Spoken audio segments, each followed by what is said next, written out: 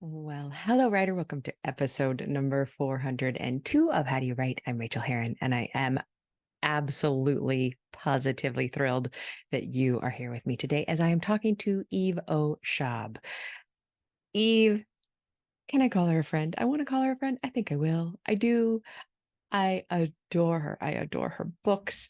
I adore everything she does. And her newest book, Year of No Garbage, just blew my mind.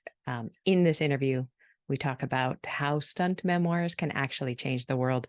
And I just have to say that by reading Year of No Garbage, where she takes a year and lives without garbage, she goes zero waste with her family. It has changed a lot of things for me in an awesome way. It won't make you do it. It won't necessarily make you do it, but maybe it will. I'm now recycling plastic in ways that actually make sense, not the ridiculous ways that don't make sense, because plastic is mostly or all non-recyclable. So what do we actually do with plastics that we purchase? What can we do with them reasonably? I am now composting using a compost system called Bokashi, and I'm absolutely obsessed with it. In New Zealand, or at least in Wellington, we can't put food scraps into the compost system. You can pay to have your green waste from the yard collected, but not home compost. So that's really been bothering me since we moved here, because food waste, they say, is 40 to 50% of the trash that we send to the landfill. So now we're not doing it. And it is wild, y'all. Since I went back to home composting, hard to say, like we used to do in the States, now we just have a little wee bag of trash to go to the landfill every week or every other week. It's just making me feel good, but it's also making me think about things like legislation and how small things that an individual can do can't really do much to save the climate, but we can contribute to the system needing to support us and our decisions. So anyway, I'm convinced. I'm a convert and I'm loving it. And this conversation with Eve was fantastic. So please stick around for it. I am always just delighted to talk to her. So in this episode that is coming to you from the past, I will continue talking about the feelings that writers in my survey reported keep them from the page. And here is a big one. Today, we're going to talk about perfectionism. Perfectionism and the self-criticism that comes with perfectionism keeps so many of us from doing our writing. What happens so often is we sit down to write, we write something, it is not perfect, and that makes us feel bad. And that feeling bad drives us away from the page, and it is then hard to go back to the page. We spend so much of our lives needing to get most things really, really perfect. We do not try to walk down a sidewalk and trip over the crack in it. As we are driving, we are really aiming for perfection when it comes to not hitting anything at all. We strive for perfection in the way that we treat each other and ourselves, right? But when it comes to writing, we can't be perfect. We can't even try to be perfect. And that is so hard for most of us who are perfectionists. And I got to say, most writers I meet are perfectionists. So what does that mean? When we are striving for perfection in our work, in the background music of that is we are comparing ourselves negatively to what we think other people will think about what we have just written. And we will never live up to that. There is actually no perfection. There's no subjective perfection for a piece of art. And what we are doing as writers is we are creating art. So it's absolutely not fair of us to try for perfection, to even aim for it. But what does that actually look like in the real world? It's nice to say that we don't want to be a perfectionist, but how do we do it? Here is how I have done it over the years, how I have been practicing and doing, and it works now, is I lower my expectations. And I say that frequently. What does it mean? I try to write badly. This is something I used to practice when I would sit down and I would notice myself getting tight around my words, that they just weren't good enough. I would force myself to take a deep breath and then try to write crappy sentences, actually trying to. And what do I mean by crappy sentences? I mean, leaving the subject out because I haven't thought of the perfect word yet. I just leave an X where the subject of the sentence might be. And if I would like a verb, maybe I put a verb all in caps. Everything in all in caps to me means later, think of a better word. I stop sentences in the middle. I connect sentences that should not be connected to each other. I almost challenge no, it's not almost. I do challenge myself to write terribly. And what that does is it kind of frees up my creative brain to say, oh, it's safe here. I can't get this wrong. If I'm trying to get it wrong, I'm not going to let down this writer who's inside this brain doing this work. And it sounds dumb. It sounds like a waste of time. And it is not. It is how I get my fingers moving and how we get to the next thoughts that we need to have, the next decisions that we need to make, the next epiphanies that we need and want to have is by doing substandard work that we will then fix later. I've been thinking a lot about, you may have heard about this, but maximizers and satisficers. This is a term coined by Barry Schwartz, who is a professor emeritus of psychology at Swarthmore College in Pennsylvania, who writes extensively about maximizers and satisficers. In life, he says, I'm going to grossly generalize this. There are maximizers who think very carefully about everything and weigh up all the pros and cons. And then after a lot of thought, choose what they think is the best option. And then there are satisficers who think until they're satisfied and then take the action, do the thing. He has proven that satisficers are happier. Maximizers, aka perfectionists who always want to do everything exactly the right way, are always worried that another choice might be better. So they want to think about it longer and they do less and make fewer decisions that move them toward where they want to be. I was listening to him on a podcast recently, and I can't remember which one it is, but if you search for Barry Schwartz, he will come up. He's on many podcasts. And he was talking about the decision that we make when buying a phone. A maximizer will look at all of the different cell phones and spend a good amount of time comparing all the options.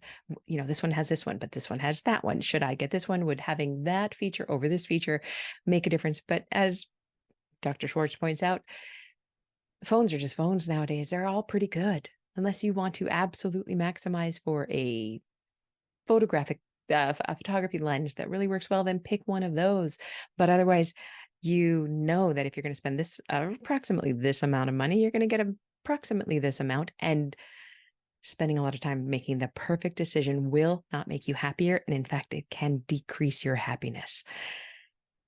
And in writing, we cannot make the right decisions.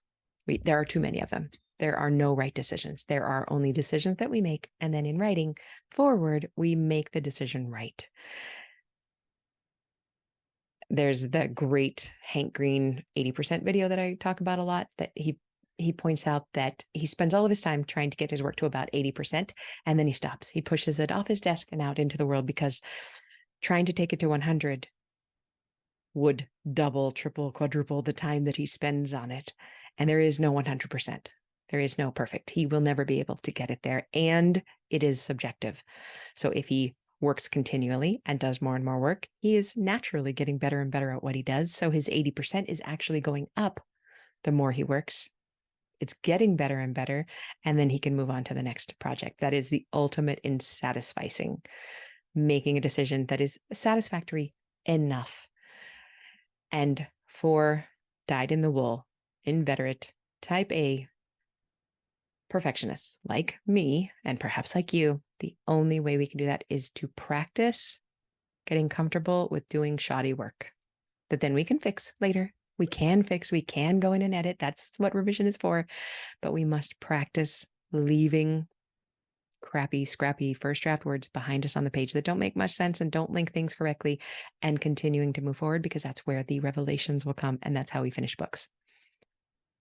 If you're a perfectionist and you are not finishing books, you have to get out of your own way. You have to practice a fast first draft. Not even necessarily fast, but a draft that is faster than you normally do, because you are not stopping to fix things along the way. You will fix them later, after you've had the really big revelations about this book that can only come by doing the work and by moving forward, not by fixing work which may not even deserve to be fixed, because it's not going to say in the book. So if I can encourage you to do one thing, write something super crappy this week. Honestly, practice on it. Write something terrible and then get up and walk away from the page and notice that you survive and you did some work. Good job. Tomorrow, do a little bit more crappy work. It actually helps. If you want to see an example of a crappy first draft, you can go to rachelherron.com/SFD, S as in Sam, F as in Frank, D as in dog, and look at an example of what some of my crappy first drafts really do look like. So you can check that out. Also, what you can check out is 90 Days to Done or 90-Day Revision. They may still have a slot or two. I am absolutely not sure if they do, but if you go to rachelherron.com/90 days to done or rachelherron.com/90-day, no, I'm sorry, rachelherron.com/revision, or just go to rachelherron.com and poke around until you find the classes. They will say if they're open. If it says it's open, there is a spot for you and you should grab it. If it says it's closed, but you are interested in taking this the next time I offer it, do put yourself on the sign up list, which will be attached there, because I always let those people know 24 hours in advance of anybody else. So that's how people get into these classes. I would love to have you. It is truly the honor of my life to take people through writing their books. You have heard me talk about that, but I am going to play a little bit of a testimonial here coming up. And there is also one that I want to read to you from a person who didn't put it on the audio. But Kristen S has left me this one. Kristen says, I'm a bona fide writing class junkie. She is. I know this for sure. But Rachel Herron's classes stand head and shoulders above the rest. Rachel manages to be all things at once: the best writing coach you'll ever have, an ace editor, a writing craft guru, an expert on how the book market works, and an unabashed cheerleader of each person's work. She creates a group environment where any question can be asked and everyone plays a role in supporting each other.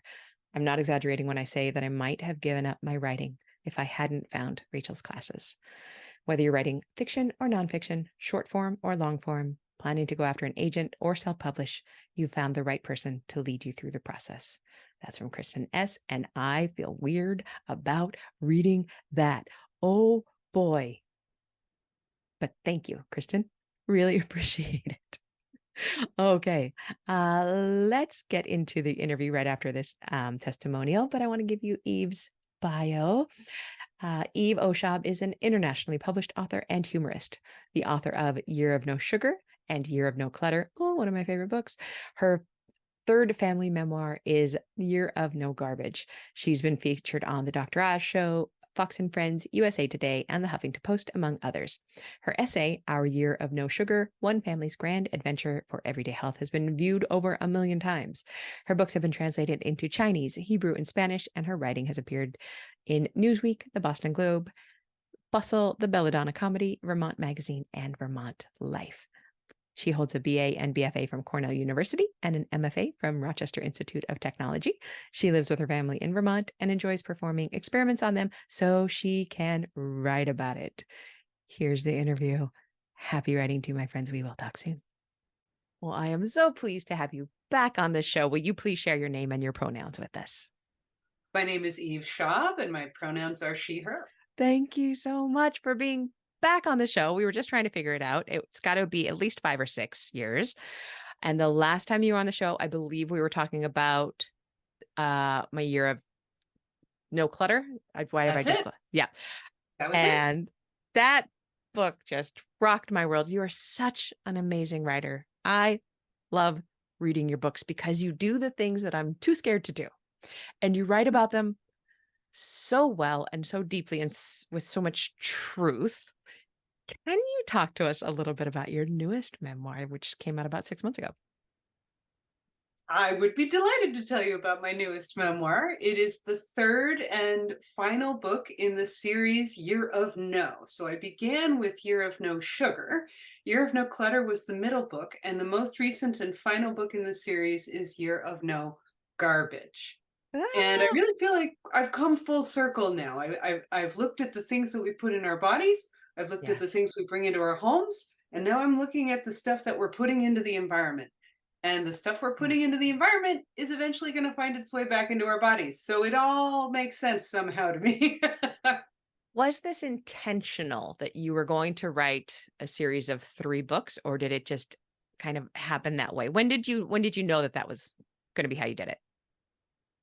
It happened along the way. I did not start out knowing what I was doing. And just sort of, feeling my way along like to the next logical step. And I always, as I was working on clutter, I kept thinking about garbage because there's a lot of good crossovers there between the things we keep and then, the encouragement to purge and get rid of it all and like, but and like, oh well, if I'm getting rid of it, how do I get rid of it, which brings us right to garbage. And I've always had a sort of weird fascination with the things that we're done with and are ready to part with and what happens next. Can you give us a little bit of an overview about how this year went? Kind of a little taster of this. Sure. As always with my books, I coerce my family into doing the project with me. And so what that means is it's myself and my husband and my 2 daughters. And that's the first step, is getting them on board. And then we jump in cold turkey every time, no preparation, no research, because that makes it way more chaotic and hard. And it's not always fun to live, but I think it makes for great stories. Yes. And I think there's a lot of humor, I've realized, and that's one of the things that draws me to doing these sort of stunt projects that have, it's not real life. You're setting up a false situation that, you're going to create a bunch of rules and live differently than Yeah. everybody else around you is. And there's something sort of inherently very funny about that to me. There's a lot of Yes. there's a lot of humor in going and just trying to swim upstream against the normal. This is what everybody does and accepts as normal, and we're going to do something completely different now. So we jumped in and began the project, and as people will find out very quickly, if they pick up Year of No Garbage, that year turned out to be 2020, which did not turn out to be the year that anyone expected it to be. And so all of my carefully laid plans that I started to put in place at the beginning of the project, January, February, March rolls around and kaboom, everything that I thought I knew had to be reconsidered. And we had to sort of have a family get together, a family meeting, and say, can we even keep going? Is this okay? Does it make sense? There's so much going on in the world right now. And is it even like a little, I had this idea that maybe it could be perceived as being a little offensive. Like, here I am, washing saran wrap and tying rubber bands back together. And like, people are dying, right? Yeah. So here I am, hyper focusing on these little tiny bits of what we would normally consider to be trash, and big things too. And like, was that okay? And so ultimately we came around to, okay, the pandemic and life in general is going to present you with things that are emergencies, that are, have to supersede whatever you might have thought you were interested for that moment. But that doesn't mean that these other issues that we were interested in go away. And it doesn't mean that problems cease to be problems. These are tremendous problems. And my anticipation was that this was something, environmentalism, the great plastic waste crisis, climate change, all of these issues were going to come roaring back into the common, communal discussion as soon as we were able to have that, as soon as the pandemic began to subside. And I feel like that is what has come to pass. So Absolutely. yeah, it's been great because I feel like we're ready to have this conversation now. And in the meantime, you were having this conversation in the book, and it was woven together. And you are such a skilled writer in writing this kind of memoir, which is on the ground, what's going on, and how am I feeling about it, and how is it combining with the rest of this thing that I'm talking and thinking about so constantly. So I just want to commend you for doing that. And I would love to ask you, where exactly does the writing of this, as you're going through, where does it fit into your life? Are you a morning writer? Are you a once a month you write about what happened the month before? How does it work for these kinds of books? I've played with it now because I've been lucky enough to do all three projects and sort of try different strategies. And what I have found is that I like to be a very regular writer. I like to write every day, and I like to write in the morning. I like to have a schedule. And one thing that helped me in particular was that I did not do this for my middle book. I did not do this for Year of No Clutter, but for Sugar I did, and for Garbage I did. I keep a blog. And what I found is that for me, that's very helpful. It Mm. keeps me on track. It keeps me, it holds me accountable. Like keep to the schedule, because people are waiting to hear what you have to say about this. Even if it's only like, I could imagine hundreds of people, but maybe it's 10 people, and that's okay too, right? It still is a sense of accountability. Even one person will get me to do the thing that I absolutely will not do on my own. Yeah. Yeah. So it's an industry term, and readers don't really know it, but writers know it. The stunt memoir, which is just my like holy grail of memoir. And you're there, and AJ Jacobs is in that sphere. I believe you are the best person out there writing stunt memoirs. Truly, Woo! I absolutely adore your books, and I adore your writing. And I think it is because some of the other people I read don't always go right into the emotion of it. You know what I mean? They tell you what happened and maybe lightly how they felt about it, but don't actually show that. Is that something you are consciously doing, or is that just part of your writing voice?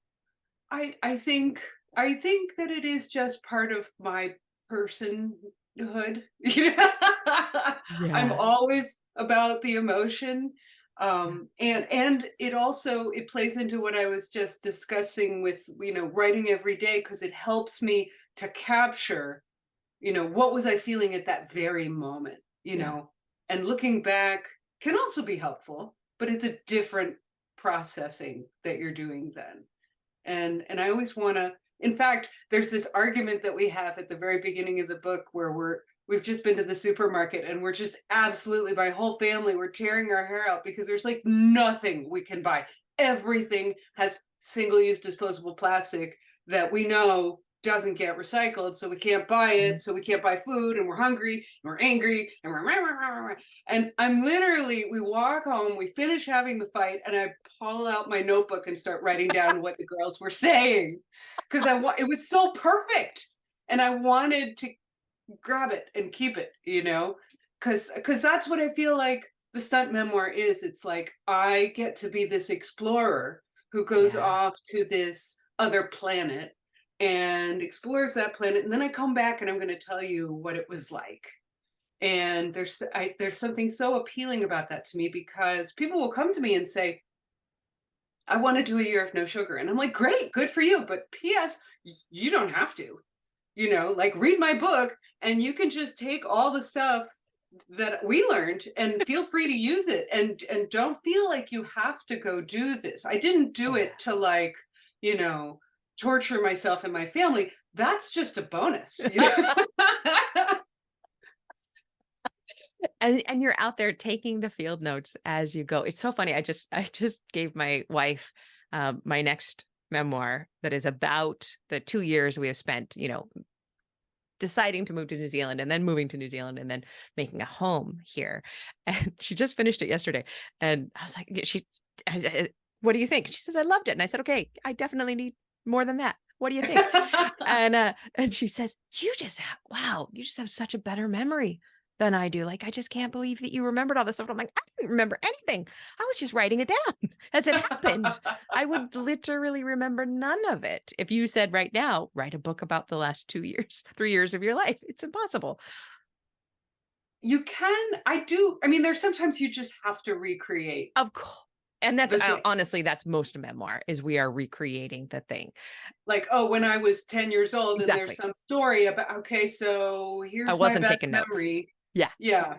Yeah. Um, but yeah, I do find carrying a notebook with me everywhere for me is really important for my process. And I also, I'm really good at waking up in the middle of the night and having an idea and like, okay, I will get out of bed and I will go in the other room and turn the light on so I don't wake up my husband. And that's, I make a point to kick my butt out of bed because sometimes it's crap. I look at it the next morning and go, what was that? But a lot of the time, it's like my brain has been still going, and it Yes. wakes me up and goes, "We solved it. Write this down," and it'll be just that perfect something, that perfect turn of phrase or way to describe a thing or an analogy, and so I feel like trust your brain, You listen catch when it. it says it's worth getting up for. Yes, you're better than I am. I refuse to get up, but I have made a habit of always having the notebook next to the bed with the pen Yes, already like I don't have to poke it to make it right, and I make sure the page is yes, blank so that if yes. I So write you can anywhere on just the page scrawl in the dark. something Yes. like maybe it's on the furniture little, but Exactly. you got it. Whatever it was, you Yeah. got it. S- So in terms of the stunt memoir, I don't think you know this. Would have no way of thinking that you do know this, but I had, I'd been looking for one for a long time. And then it was 2017, end of 2017, when I realized that I was completely creatively burned out. I was just had nothing left. I was exhausted. I was tired. And I decided to make 2018 the year I would refill this creative well. And every month I would silo into a new activity that I would go hard into, like meditation or putting myself in a body of water every day, or, those kind of things. And of course, as happens, like by Okay, month, I already want to read the book. well, I'm in. I, and by month 3, I figured out that I was an alcoholic and got sober. Okay. So I Okay. was I not, remember reading I, about that, but it was, yeah, just very it- tangentially. yeah, I think it was probably Patreon essays that I was collecting at the time. And, and it was such a surprise to me that that is actually where the book went. And I actually continued the experiment and fulfilled the 12 months of different things. But in the background, the sobriety was happening. And that's the second book I'm putting together right now about how that journey surprised and changed me. And I feel like in most of these books and definitely in yours, there are these big moments, these big takeaway moments. Can you share one or two of your favorite takeaway surprises from the year of no garbage? Ooh, that's very good question. That's excellent. So one of the things that I came to understand, I think it's so interesting, kind of like analogous to how your brain is still working and you don't know it, Yeah. or I'm finding my way to and realizing, oh, I'm writing a trilogy. I didn't know that. I wish I had given myself a hint, you know. um, towards the end of Year of No Garbage, one of the things I start to realize is that all these projects have this in common, this idea of slowing down and being more thoughtful. Oh, wow. And I did not know that I was going there. And to suddenly realize, oh my God, all of these projects, they're all about the same thing. And to then understand that part of that is because we live in a culture that does not encourage that at all. Quite the opposite, right? Like we live in a, multitasking and how are you doing? I'm Mhm. busy. And oh, good, Right, right. and God forbid that you slow down and question and think and go, well, wait, I know that this is what we would normally do, but what if we didn't? And that can be very uncomfortable. We need to like make space for these things so that we can change and grow and make better decisions as people, as households, as a community, as a people. You know, like we can stop and think about these things and decide, hey, maybe we don't want to make so much plastic anymore because guess what? It's poisoning the planet and our bodies, and it's really bad in every possible conceivable way. The more you learn about it, the worse it gets. And I talk all about it in the book. And I don't, you know, it's like that was a very concrete surprise. Was the oh my god, I had no idea how bad Mm. it really was. Like I knew it was bad. Sure, plastic waste crisis, litter, blah blah blah. You know, it's going to be bad. But oh, plastic never goes away. Plastic's in all our bodies. Plastic is at the top of Mount Everest and the bottom of the Mariana Trench. It's in the, you know, it's in breast milk. It's in the placenta of unborn babies. I mean, this has gotten wildly out of control. How do we not know this? This is, it's just, it gets worse all the time, the more you learn. And of course, the real reason is money, which is related to time, right? Big oil, which is plastic, because plastic is made with oil, they have limitless resources. They have squadrons of lobbyists. They can push their agenda all day long, every day. And that's why I I I was fortunate to be able to make the choice to say, I'm going to investigate this and make it my full-time job. Yeah. And I'm going to come back and tell everybody what I learned. Because who has time to do that? Who's going to sit there and email the saran wrap companies repeatedly, badgering them into answering my questions about, is this plastic film or not? You know, Yeah. crazy, you know, who's going to do that? So there was the practical side of I had no idea. Oh my God. And then there's like the side of, well, how do we resolve some of these questions? And I really I love this idea of slowing down and being more thoughtful, just as a rule, especially because we have to decide that our culture is not set up to encourage it. Right. Especially with, as you say, the lobbyists. That's been one of the biggest things to notice here in New Zealand is that it is a slower pace. We don't have Amazon. There's not a one click. There are things in bulk everywhere. Plastic is super frowned upon. You are shamed if things are, Wow. if things are wrapped in plastic. And of course they still are, but you can't get plastic in the supermarkets anymore. You can't, I mean, like plastic bags of any kind, even for produce. There's nothing. And it's but here's what the way I think about it is that New Zealand is still slow enough and small enough that it is driven by a quite eco-conscious population without the lobbyists. We have the citizens here we have two votes. One is for the party of your choice and for your local parliamentarian, I can't say that word, for your city where you live. But then the people who are in parliament make the decisions. There's not all this different voting. So there's less use for the lobbyists. But in America, how I mean, this is obviously the question. How does it get changed when it's us against the money, Oh, it's against the oil? daunting, right? Yeah. It's overwhelming to try and think about how do we even begin.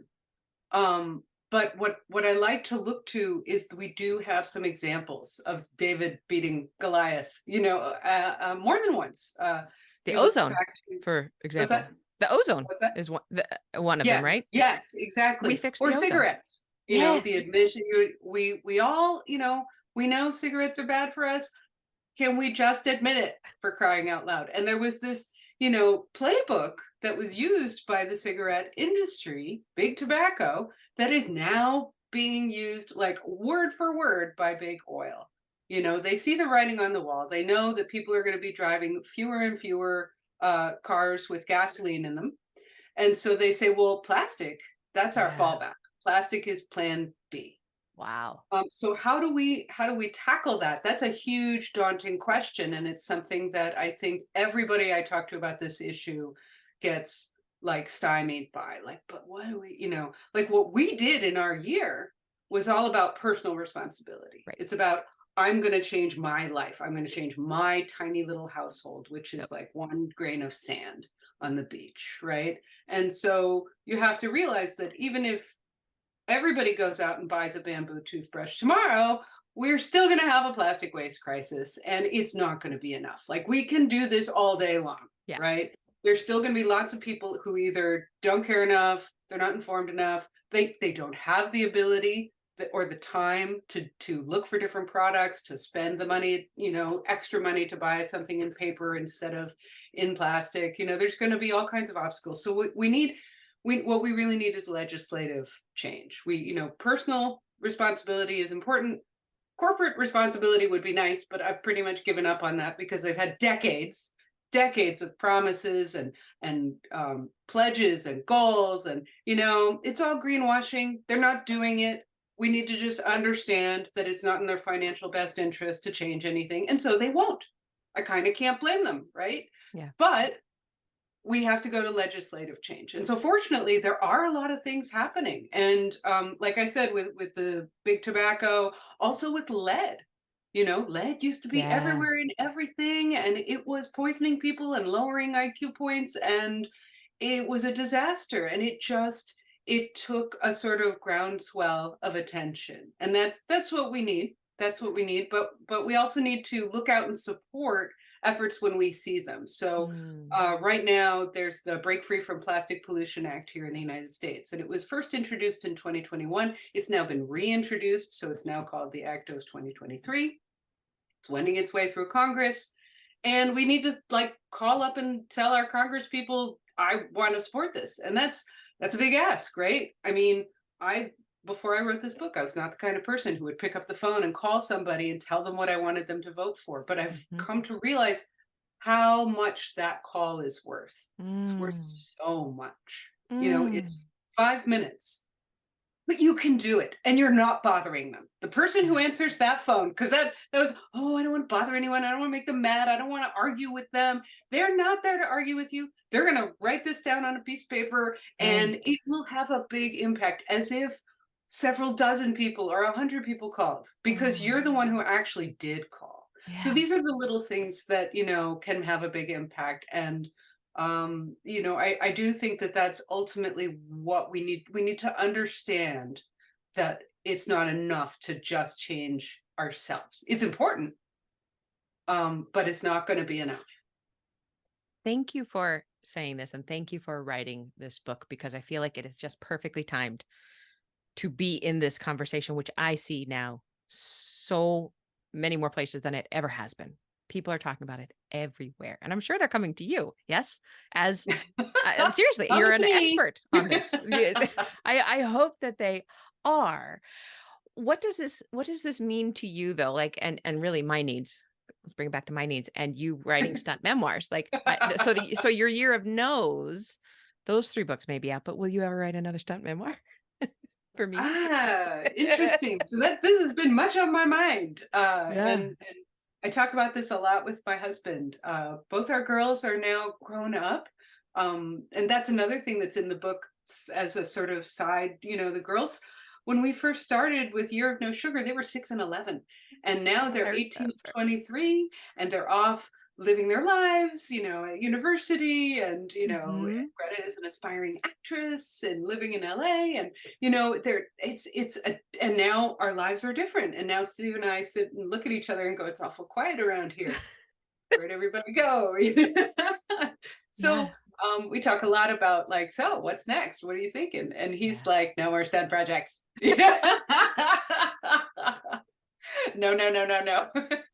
But I do think that a memoir. I mean, how many memoirs can one person write? They're unlimited number. Okay then. Do we worry when Mary Carr comes out with a new book? We do not. We want more from you. Keep them I definitely coming. I'm thinking about this whole idea of slowness and following through on that. And I'm not sure what that's going to mean, but I'm very enamored with this idea that I've come to about thoughtfulness and slowness. Yes, please. I think that's really echoing another conversation that I'm seeing everywhere, like the Catherine May books and things that I am thinking about reaching midlife and how I've always been 100% hustle. And what does it mean? And when I don't want to hustle as much anymore. And I've been thinking that might be my next kind of thing to explore is not even slowness. I feel like you would do slowness on a big, beautiful scale. I'd be like slowness, just trying to keep Rachel from moving. That's interesting. Oh, thank you so much for the writing that you do and for the work that you do. It is such a treat to talk to you about this book. And where can people find it's Year of No Garbage. There's no my or the in the front, right? It's just Year of No Right. Garbage. Year of No Just Garbage. Year of No Garbage. Yep. Yes. And hopefully you can find it in your local bookstore or ask them to order it, please. Yes, that's the best thing to do. Yes, I love my local bookstore. I love local bookstores everywhere. But you can, if that's not accessible to you, you can find it other places too. You can find it on Amazon and Barnes and Noble and all the usual suspects. Your local library will have it, or they can order it for you. Yes. And please come and read my blog. It's at eveshop.com. And I'll continue to write about all the crazy stuff I'm up to. Thank you so much for coming back here again. It is just such a treat and a delight to talk to you. Well, it's always fun to talk to you, Rachel. Thanks, Eve. Bye.